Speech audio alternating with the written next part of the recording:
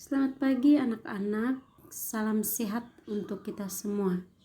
Pada pagi hari ini kita kembali belajar agama Katolik tentang terlibat dalam hidup menggereja. KD 3.6 Memahami karya Roh Kudus dalam kehidupan menggereja. Anak-anakku sekalian, sebelum memulai pelajaran, marilah kita mengambil sikap untuk berdoa. Dalam nama Bapa dan Putra dan Roh Kudus. Amin. Ya Tuhan Yesus, kesaksian para rasul membawa pertobatan pada banyak orang. Mereka hidup penuh cinta kasih. Kehidupan mereka disenangi banyak orang, sehingga setiap hari jumlah mereka bertambah. Mereka bertekun dalam pengajaran, dalam memecahkan roti, berdoa, bersekutu, dan melayani orang lain. Kegiatan-kegiatan itu terus sampai saat ini. Hal inilah yang ingin kita pelajari saat ini. Bantulah kami ya Tuhan, agar kami mampu memahami semua itu, sehingga kami semakin berani menjadi saksi-Mu. Sebab Engkaulah Tuhan dan pengantara kami. Amin. Dalam nama Bapa dan Putra dan Roh Kudus. Amin. Baik anak-anakku, kita lihat kegiatan umat di dalam gereja.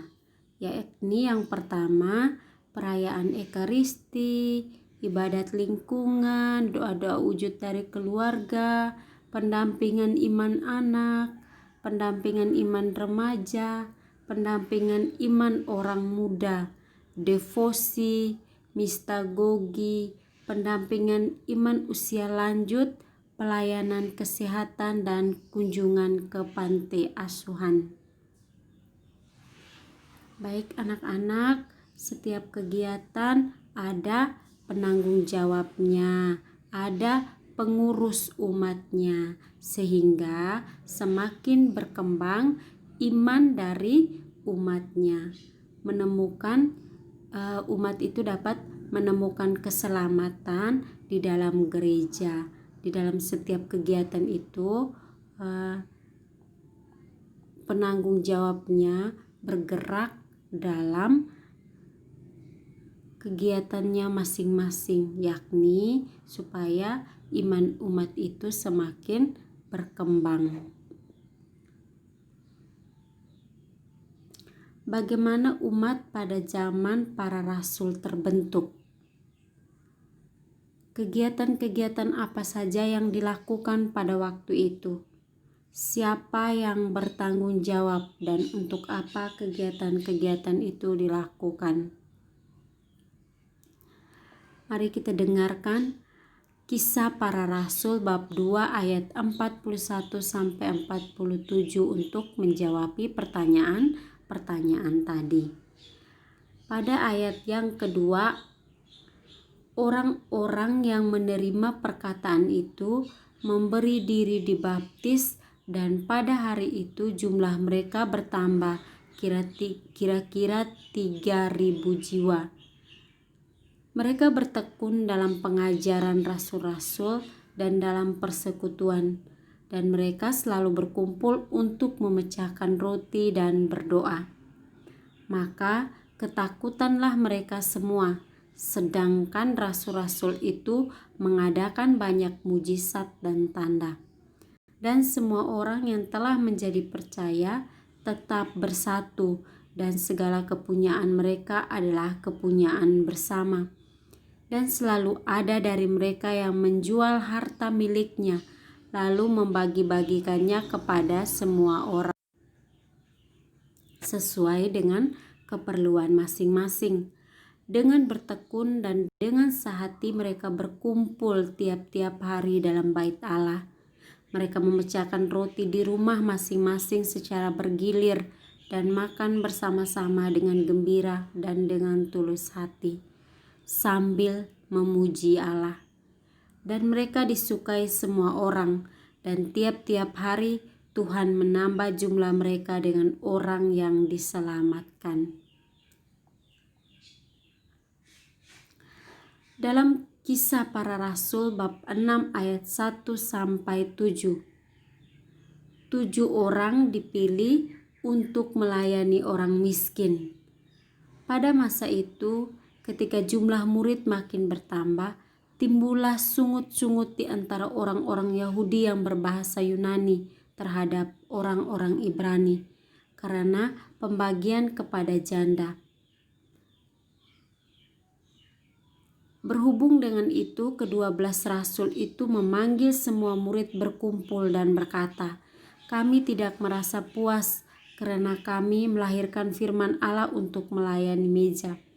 Karena itu, saudara-saudara, pilihlah 7 orang dari antaramu yang terkenal baik dan yang penuh roh dan hikmat, supaya kami mengangkat mereka untuk tugas itu, dan supaya kami sendiri dapat memusatkan pikiran dalam doa dan pelayanan firman." Usul itu diterima baik oleh seluruh jemaat. Lalu mereka memilih Stefanus, seorang yang penuh iman dan Roh Kudus, dan Filipus, Nikanor, Timon, Pamenas, dan Nikolaus, seorang penganut agama Yahudi dari Antiokhia. Mereka itu dihadapkan kepada rasul-rasul. Lalu rasul-rasul itu pun berdoa dan meletakkan tangan di atas mereka.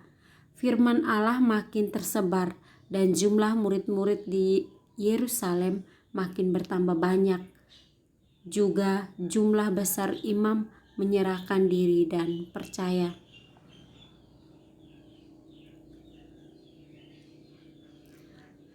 Baik anak-anak, tadi cerita pada hari Pentakosta. Hari Pentakosta itu hari Rasul menjadi berani, bertobat, dan mereka memberi diri dibaptis. Para rasul menjadi berani. Petrus tadi menyampaikan kesaksian kepada orang-orang yang berkunjung ke Yerusalem. Mereka bentuk satu persekutuan dan berkumpul untuk memecahkan roti dan berdoa. Di sana terjadi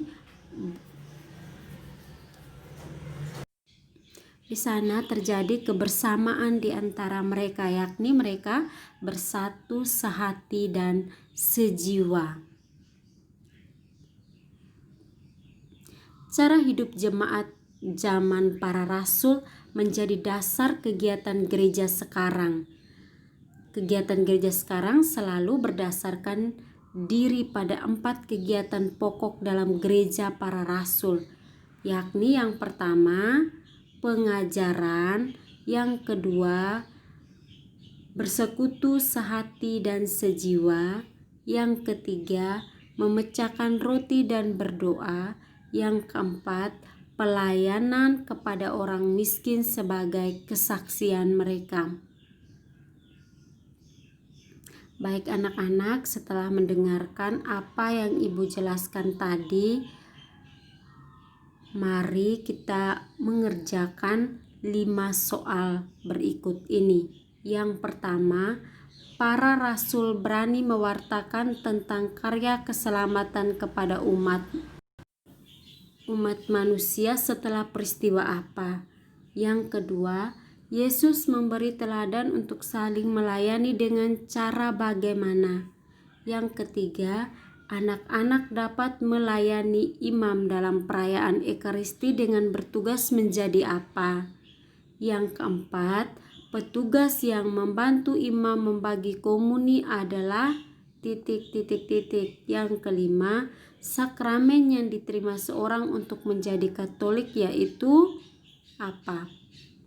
Baik anak-anak, marilah untuk mengakhiri kegiatan ini, kita akhiri kegiatan kita dengan doa.